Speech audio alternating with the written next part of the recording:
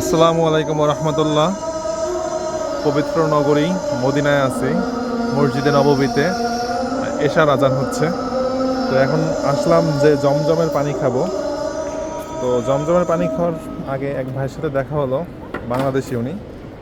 ওনার বাড়ি হলো বিবাড়িয়া সদরে। তো আমার বাড়ি যেহেতু পিরোজপুর, ওনার সাথে কথা হলো, উনি জিজ্ঞাসা করলো যে আপনি আপনার বাড়ি কোথায়। আমি বললাম আমার বাড়ি পিরোজপুর ভান্ডারিয়া। তো উনি নাকি ভান্ডারিয়া অনেকবার গেছে। আমি বললাম যে ওদিকের মানুষ তো খুব কম যায়। তো ভাইয়ের সাথে কথা প্রসঙ্গে জানলাম যে ভাই আপনার নাম কি? মোহাম্মদ সাব্বির খান। মোহাম্মদ সাব্বির খান। সাব্বির খান। ভাই ভান্ডারিয়াতে গেছিলেন কেন? আমি চলচ্চিত্রে ছিলাম কয়েকদিন, আমার ডিউটি ছিল। ওই যে ভান্ডারিয়াতে রূপা সিনেমা হলের কথা বলছেন আপনি, ওই সিনেমা হলে এখানে গেছিলেন? সিনেমা হলে গেছিলাম। আল্লাহ তাআলা আপনাকে কত বড় ভাগ্য নসিব করছে, চিন্তা করেন একবার। আপনি ছিলেন সিনেমা জগতে, সেখান থেকে আজকে আপনি মসজিদে নববীতে, নবীর রওজা যেখানে, সেইখানে আছেন। আপনি আসলে আপনার জীবনকে নিয়ে নিজে কি চিন্তা করেন, নিজেকে নিয়ে আপনি নিজেকে কেমন মনে হয় আপনার কাছে এসব চিন্তা করলে?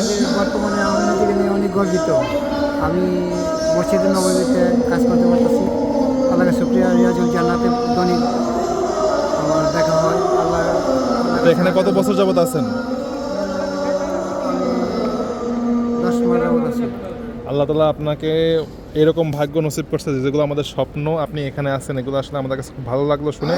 সব থেকে ভালো লাগছে আপনি ছিলেন একটা জগতে, যে জগৎটা আছে চলচ্চিত্র জগৎ। আপনি নিজে বললেন যে আমি ছিলাম পাপীদের জগতে। সেখান থেকে আল্লাহ তাআলা আপনাকে আজকে এখানে নিয়ে আসছে।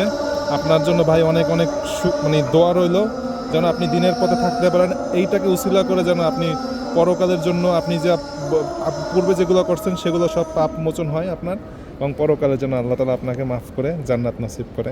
আমাদের সবাইকে যেন আল্লাহ তাআলা জান্নাত নসিব করে। এইখানে আপনি আছেন, এই নবীর রওজা, এটা আসলে সব মানুষের চিন্তা, সাধনা, ইচ্ছা থাকে এখানে আসার। আল্লাহ তাআলা আপনাকে কবুল করছে, সেই জন্য আল্লাহর কাছে আপনি শুকরিয়া জ্ঞাপন করেন।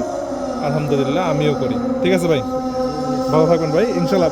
আর যদি ভবিষ্যতে কখনো ভান্ডারিয়া যান, আমার সাথে যোগাযোগ করবেন। আমি আপনার নাম্বার নিয়ে নেবো, বা আমার নাম্বার আপনার কাছে দেবো ইনশাল্লাহ। জি ভাই, ইনশাআল্লাহ। আসসালামু আলাইকুম।